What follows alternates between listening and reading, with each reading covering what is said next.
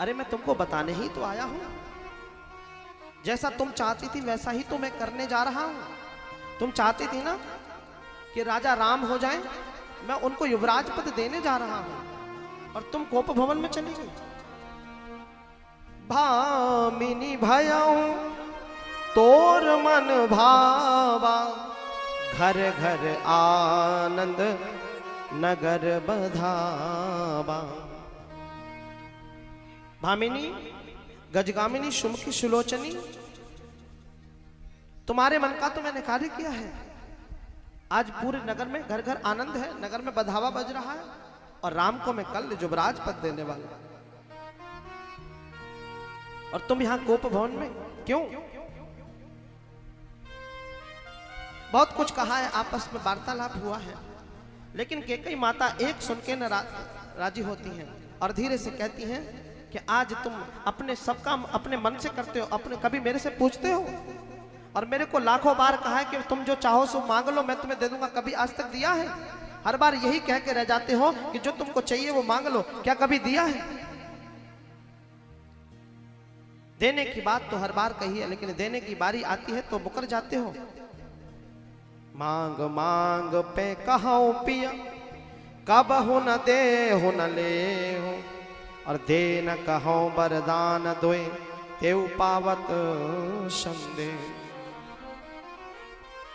हर बार कहते हो मांग मांग, लेकिन आज मुझे लगता है कि मैं आपसे 2 वरदान मांगूंगी भी तो आप मुझे दोगे नहीं, और इसीलिए मुझे संकोच है, संदेह है कि आप नहीं दोगे। राजा दशरथ कहते तुम मांगो तो सही, तुम जो कहोगी वो मैं तुम्हें प्रदान करूंगा। आज मना नहीं करूंगा। आज मेरे यहां आनंद हो रहा है और उस आनंद में मैं तुम्हारे मन का होने से तुमको कभी नहीं रोकूंगा।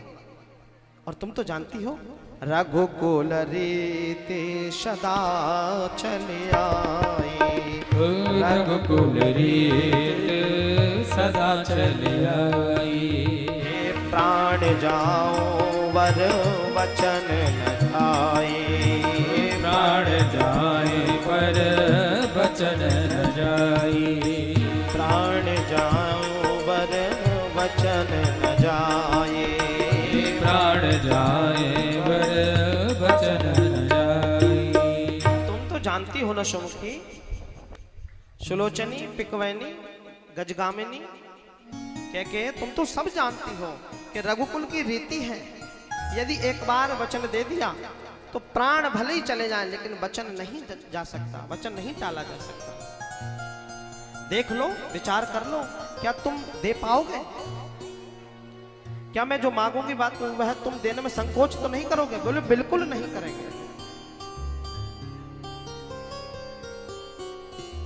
और वरदान मांगती है। वरदान में क्या मांगा है? और बड़े प्रेम से बोलती हैं, बड़ी मधुवाणी बोल करके कहती हैं कि सुनहु प्राण प्रिया, अरे भावत जी का,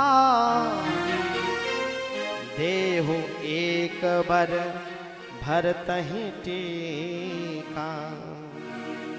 मैं पहला वरदान मांगती हूं प्राण प्रिय कि मुझे यदि देना ही चाहते तो पहला वरदान ये दे दो कि मुझे भरत का तिलक चाहिए, भरत का राज्य तिलक हो। और मांगहूं दूसर वर कर जोरी, मैं दूसरा वरदान मांगना चाहता हूं तुमसे, मैं तुमसे दूसरा वरदान मांगना चाहती हूं और उस वरदान को तुम्हें देना ही होगा। मेरी बात को सुनना होगा नाथ, मेरे मनोरथ को पूर्ण करना होगा। क्या कि तापसु वेश विशेष उदासी, 14 वर्ष राम बनवासी। तपस्वी का वेश धारण करके विशेष उदासी जीवन में लिए हुए, ये मेरा दूसरा वरदान है कि 14 वर्षों तक के लिए राम वनवास को चले जाए। पहले का वचन सुन करके राजा दशरथ को कुछ नहीं हुआ। उन्होंने कहा देंगे, लेकिन मधुर वाणी को सुनते सुनते ऐसा लगा जैसे कि धीरे से किसी ने वाणी के माध्यम से ही चाकू भोग दिया हो। दोनों हाथों को माथे पर रख करके नैनों को बंद करके और थोड़ी देर के लिए तो बिल्कुल चिंता में निमग्न हो गए, अपने होश को खो बैठे श्री राजा दशरथ जी महाराज। कवने अवसर का भयों और गयहूं नार विश्वास। तुमने जो ये मांगा है ना, ये अवसर ठीक नहीं था, ये सब इन सब चीजों को मांगने का अवसर नहीं था। और मालूम है, कभी लोग भरोसा नहीं करेंगे, नारी पर कभी कोई विश्वास नहीं करेगा कि कोई भी कितना ही आनंद का कार्य करते हुए पता नहीं कब कौन सी खटाई बीच में आ जाए। और जोग सिद्धि फल समय जिमे जति ही अवेद्या। कोई भरोसा नहीं करेगा नारी पर। तुमने ये क्या मांग लिया? आज राजा दशरथ जी कहते हैं कि तुम जो मांगती हो वो हम दे देंगे। भरत को तिलक चाहिए, हम अवश्य दे देंगे, लेकिन एक वरदान अपना लौटा लो। कि कई कहती हैं बस हो गया ना, तुमसे हमने कहा था कि तुम नहीं दे पाओगे। अरे रघुकुल की रीति जाती हो तो चली जाए, लेकिन तुम दूसरा वरदान अपना वापस ले लो, मैं नहीं दे पाऊंगा तुमको। दशरथ जी महाराज की बड़ी ही बिरही अवस्था हो गई, व्याकुल अवस्था हो गई। ये न सोचो, कहते हैं कि कई तुम क्या सोचती हो कि राम को लोभ है?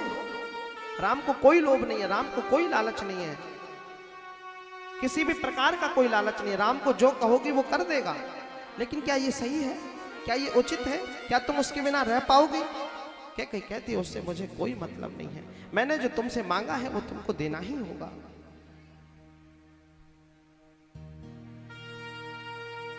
आज तो राजा दशरथ बड़े विस्मय में पड़ गए और वो स्थिति हो गई जिस प्रकार से मछली को जल से विलक कर दिया जाए और वो बेचारी जिस प्रकार से तड़पती है, वैसे ही हृदय श्री दशरथ जी महाराज का कांप रहा है। दशरथ जी महाराज के कांपते हुए हृदय से आज हाँ नहीं निकली कि कई बार बार कहती है कि क्या तुम दे पाओगे? क्या तुम इन वचनों को स्वीकार कर पाओगे? तुम नहीं दे पाओगे तो मना कर दो। मैं कह देती हूँ कि रघुकुल की रीति अब वो नहीं रही जो पहले थी। और धीरे से कहने लगी कि होत प्रात मुनि बेसुधारी जो न राम बन जाए। सुनो, यदि तुम नहीं देना चाहते हो ना, और यदि प्रातः काल हो गया, रात्रि व्यतीत हो गई और प्रातः काल हो गया और राम बन नहीं गए, तो मालूम है तुम्हें क्या देखना पड़ेगा कि मोर मरण रा और अजस नप समझिया मनमा। मेरा मरण समझो और तुम्हारा अपयश होगा, तुम्हें यश प्राप्त नहीं होगा। और महाराज ये कन्फर्म मानना, मैं सुबह अपने प्राणों को त्याग दूंगी, इसमें कोई दो राय नहीं है, यदि तुमने ये वरदान नहीं दिए तो। राजा दशरथ ने बेबस होकर के और देखा, बहुत सारी गालियां भी दी हैं कैकेयी को। तुम मेरी रानी नहीं हो सकती, तुम्हारी जैसी रानी को पाकर के मैं तो बड़ा अपने आप को ग्लानि महसूस करता हूं। मेरे को प्राण प्रिय राम को तुम बन जाने की बात करती हो, तुम मेरी रानी कैसे हो सकती हो? तुम्हारी इस मति को बिगाड़ने की हिम्मत किससे हुई? तुम तो बहुत राम से प्रेम करती थी ना, आज तुम्हारे मन को क्या हो गया? तुम्हारी बुद्धि कहां चली गई? वो जिससे तुम राम से प्रेम करती थी, क्या वो दिखावा था? क्या वो छलावा था? बहुत प्रकार के मरम वचनों को कहा, लेकिन जितने मरम वचनों को दशरथ जी ने कहा उतने ही कैकेयी ने उनको भी कहा है।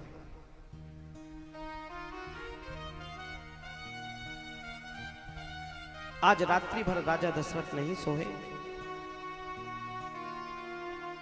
और बस इतना ही कहा कि अब जो तुमको अच्छा लगे वो करो। रात्रि भर नींद नहीं आई, प्रातः काल हो गया, सूर्य उदय हो गया, लेकिन अभी तक राजमहल से बाहर नहीं निकले। किस मुंह से निकले? पूरे अवध में तो आनंद ही आनंद है। और कैकेयी ने वरदान मांग लिया कि राम को कहां जाना है? बन जाना है। रात्रि भर नींद नहीं आई, रात्रि भर राम राम रटते रहे और रटते रटते भोर हो गई। सुमंत जी महाराज ने आकर के देखा है, तो आवाज लगाई है महाराज को। अंदर देखा महाराज अचेतन अवस्था में पड़े हैं, अपने शरीर का भी भान नहीं है और धीरे धीरे राम रट रहे हैं और राम रटते रटते भोर हो गई है। आज जब सुमंत जी महाराज को लगा तो उनको लगा कि राम को पुकारना चाहते हैं, कोई बात हो गई, शायद स्वास्थ्य खराब हो गया। राम को बुलाने गए हैं सुमन जी महाराज कि आपको दशरथ महाराज बुलाते हैं। और ऐसा सुनकर के राजा राम आज आते हैं।